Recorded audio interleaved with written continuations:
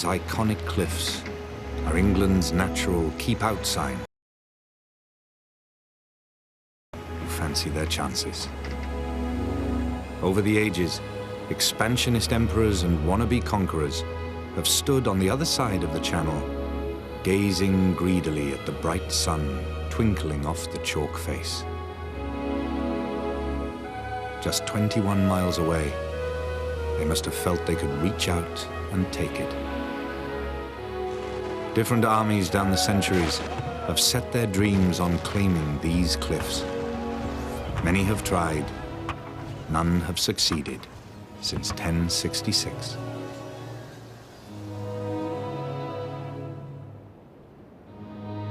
The irony is that the chalk is eroding into the sea by around a centimeter a year, which means that in reality, our greatest symbol of impregnable permanence is retreating all the time.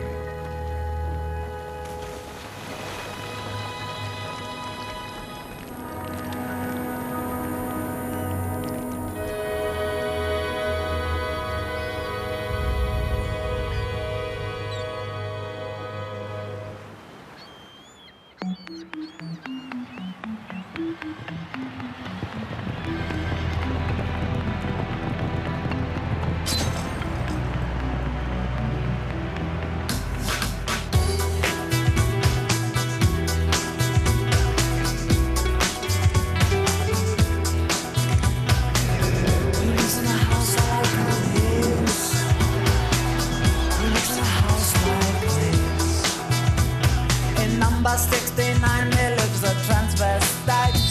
He's a man by day, but he's a woman at night. There's a man in number 4 who swears he's Saddam Hussein. Says he's on the chart to start the Third World War.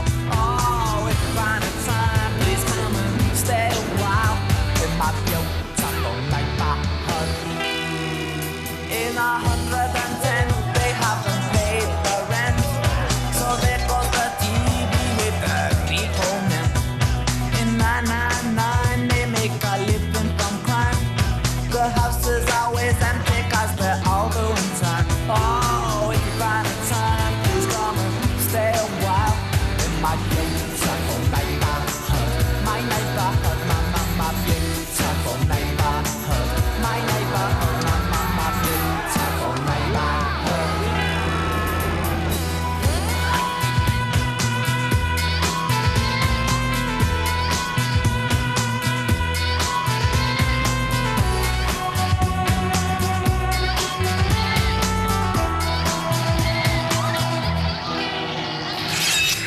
Lives in a house like this.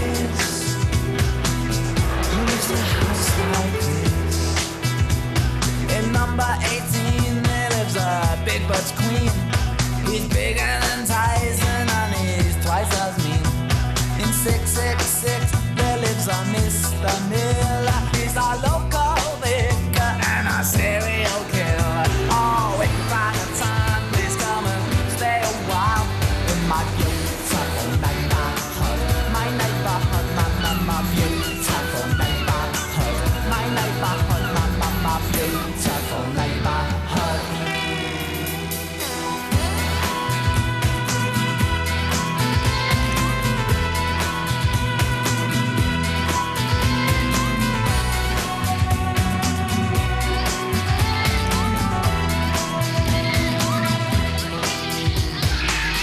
Lives in a house like this. Lives in a house like this. Oh, they want to knock us down cause they think we're scum. But we will all be waiting when the bulldozers come. In a neighborhood like this, you know it's hard to survive.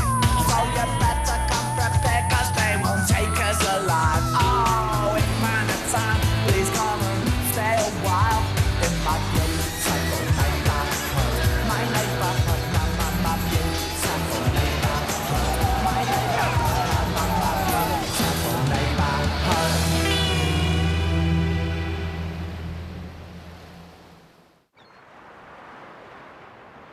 Balls. We are always kicking them, hitting them, throwing them or losing them. Sport at school was often a terrifying ordeal. I hated the hideous kit and being forced to slide on my elbows and knees across the frosty concrete netball court. Picking the grit out of the grazers afterwards took hours. I hated hockey too. I stayed away from the ball for fear of getting whacked, but it never stopped my shins from being ripped to the bloody bone. The swimming pool was vile, 30% water, 60% chlorine, and you can guess what the rest was. Later, I had a boyfriend who insisted I try golf at least once. But the ball was too small, and it either didn't move at all or disappeared into thin air. I came away thinking it was just one long walk to the bar. But when it's no longer compulsory, even I can find a sport to enjoy. Like most of us, my favourite sport is sitting in front of the telly, watching other people doing it. Can't wait for the Olympics. After all, not all sport is balls.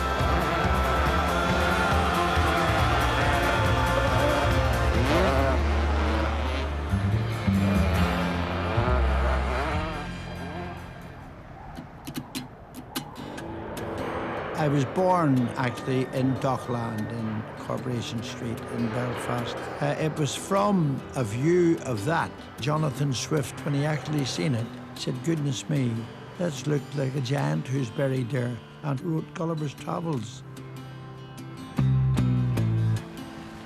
I went to school in St. Patrick's all my life, and I always remember playing the mouth organ and somebody had stolen it.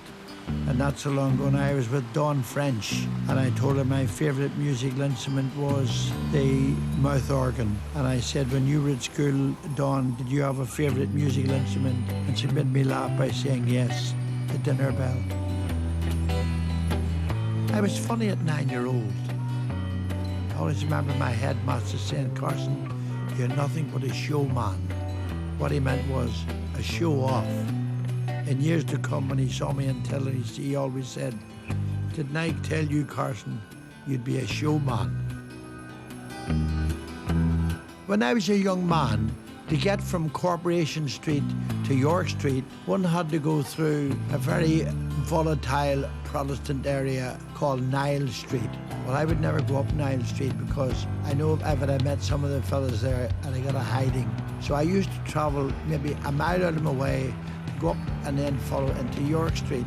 But then I joined the Belfast Newsboys Club. And you know, it was one of those wonderful times in my life. Those people that I was frightened of and getting a hiding of, they became my best friends. Even in those days, I enjoyed making people laugh. But I left at 18, I didn't get back till I was 21, 22-year-old, and I did miss it. I thought every day about Belfast, of different places. I thought of all the butcher shops with the sausages hanging up, you know, and the old joke.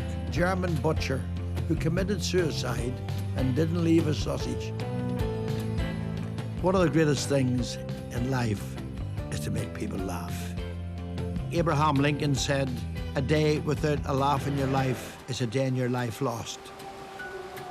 When I go to a hospital to see someone, I'll make them laugh. Why wouldn't I? That's a whole new part of their life that'll improve his health. You can't beat that.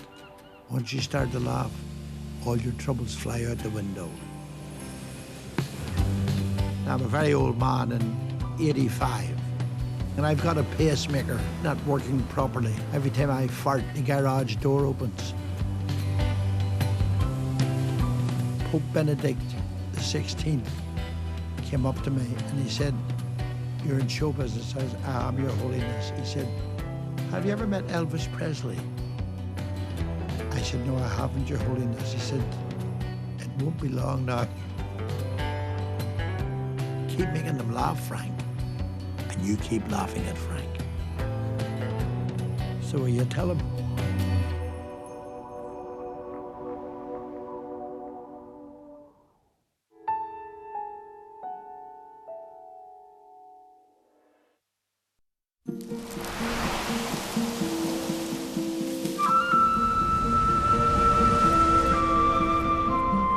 I'm exploring the fascinating world of plants, from the most bizarre to the most beautiful.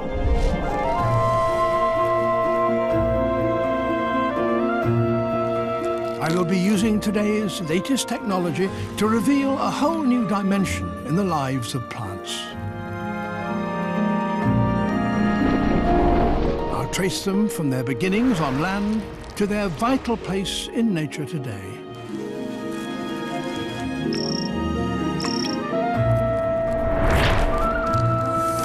And discover a microscopic world that is invisible to the naked eye.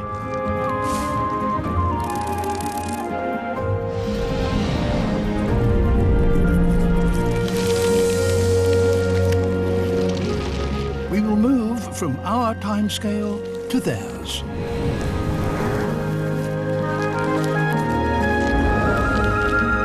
We will explore the extraordinary ways by which some plants survive in the harshest conditions. And we will do all this in one unique place, a microcosm of the whole plant world. The Royal Botanic Gardens at Kew.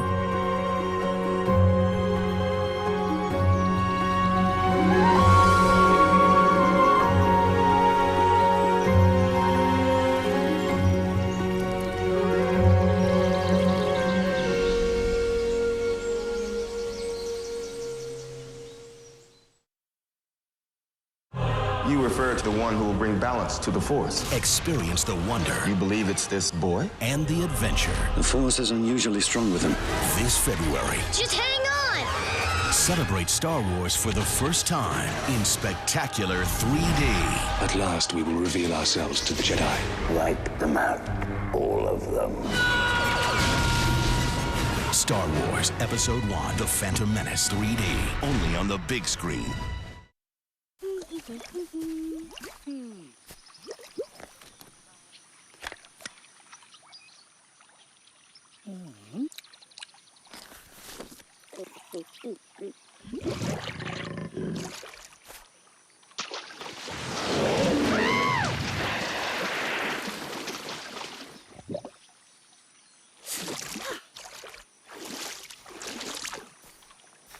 See? Red Bull gives you wings. Get ready for the best 3D movies every Friday, Saturday and Sunday. Coming this month on Sky 3D. Oh, yes! Amazing movies, fantastic entertainment. So bring a bit of brightness back into your weekend with Sky 3D, including the TV premiere of the movie built to banish those winter blues, Justin Bieber's Never Say Never. The epic Legends of the Guardians, The Owls of Gahul. Come on, follow me! I'm in a spaceship! Super Space Caper, Mars Needs Moms, and Jack Black's Gulliver's Travels. I come in peace.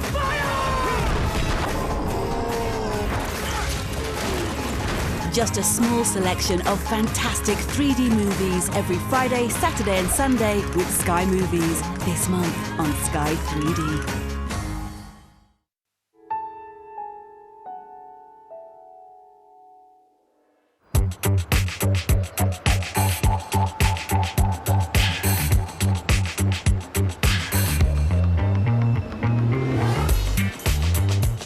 If Glasgow is a city built on brawn, then Edinburgh is built on brains.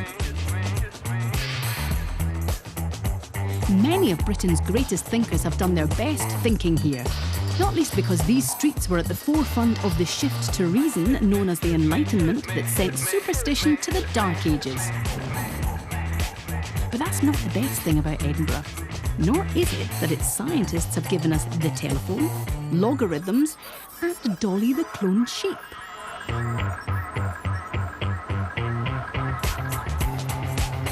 Edinburgh's not great because of the Royal Mile, the Scottish Parliament, or infamous partnerships like Burke and Hare or the Proclaimers. Although teaming Ronnie Corbett with Sean Connery was a missed opportunity. No, Edinburgh's great because it's where many of Britain's favourite heroes and villains were dreamed up. Rob Roy, Sherlock Holmes, Long John Silver, Jean Brodie, Inspector Rebus, Harry Potter, Jekyll and Hyde, Tony Blair, and Francis Begbie.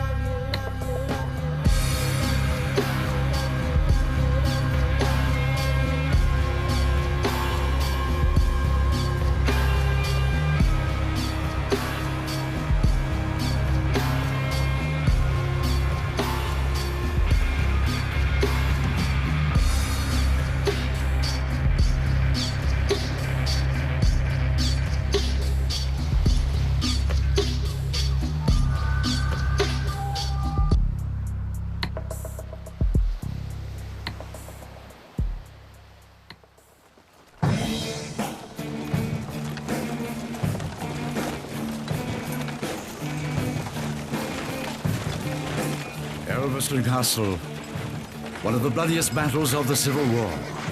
Roundheads versus Cavaliers.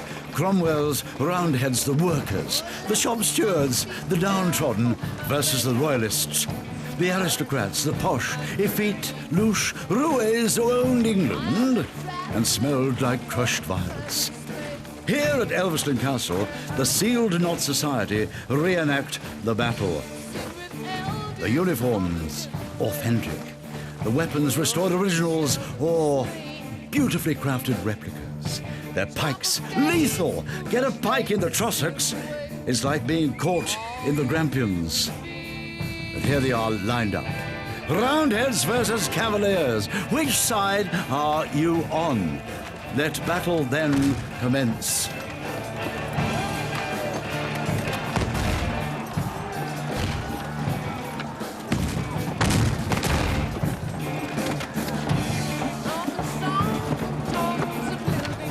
Some people think the Sealed Knot Society is utterly balmy. Others think history is a distillation of popular rumour. But remember, boys, and I've been amongst them, there's no such thing as bravery, only degrees of fear. So they march into battle.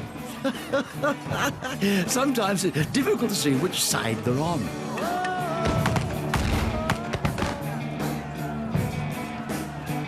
Here come... Here come the Belgians! Oh no, I'm sorry! It's here come the pikemen! Then the muskets go off, and you do get hurt. They don't care. Once the battle is joined, they take it for real.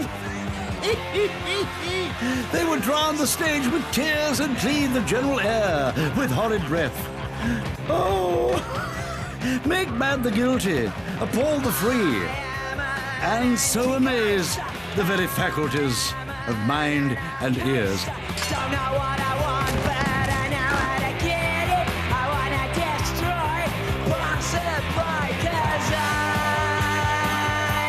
wanna be. And now we begin the mad jostle.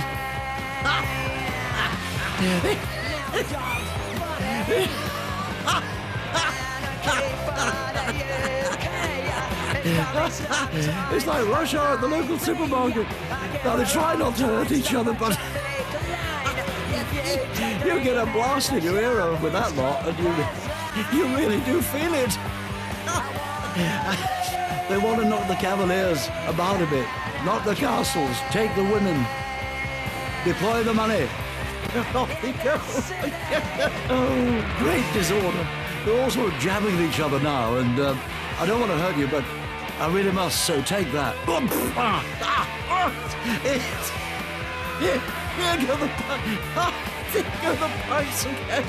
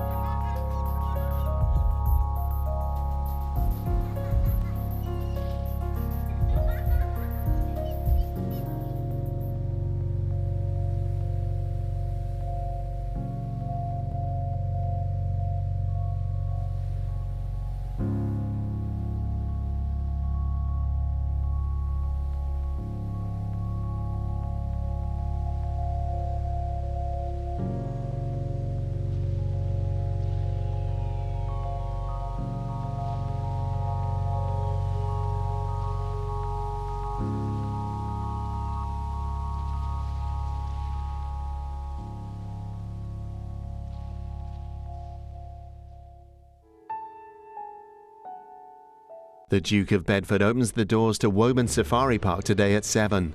Get up close and witness all the behind-the-scenes drama and emotion as the keepers tend to the 600 animals on show.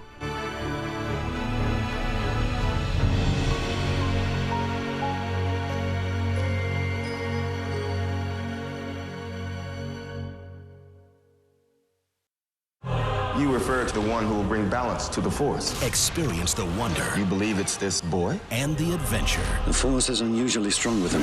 This February. Just hang on! Celebrate Star Wars for the first time in spectacular 3D. At last, we will reveal ourselves to the Jedi. Wipe them out. All of them.